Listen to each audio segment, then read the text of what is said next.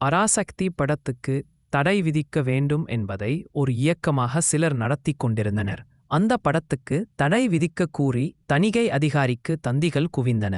அப்போது தணிகை குழுவின் தலைமை அதிகாரியாக இருந்தவர் ஸ்டாலின் சீனிவாசன்.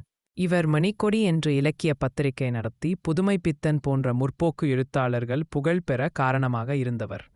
அவர் ஸ்டாலினை போன்ற மேசை வைத்திருந்தால் ஸ்டாலின் சீனிவாசன் என்று அழைக்கப்பட்டார். பராசக்தி படத்தை அவர் பார்த்தார். கண்ணில் விளக்கெண்ணெய் விட்டுக்கொண்டு பார்ப்பது என்பார்களே. கடைசியாக அவர் வழங்கிய தீர்ப்பு பராசக்தியில் ஆட்சேபகரமான காட்சிகள் இல்லை. படத்துக்கு தடை விதிக்கவோ காட்சிகளை வெட்டவோ வேண்டிய அவசியம் இல்லை. படத்துக்கு தடை விதிக்கவோ காட்சிகளை வெட்டவோ வேண்டிய அவசியம் இல்லை. இப்படி அறிவித்த தணிக்கை அதிகாரி படம் நன்றாக இருப்பதாகவும் பாராட்டினார். அதற்கு தடை வரலாம் என்று எதிர்பார்ப்பும் பராசக்திக்கு பெரிய விளம்பரமாக அமைந்தது. அது பராசக்தியை பார்க்க தியேட்டரில் கூட்டத்தைச் சேர்த்தது.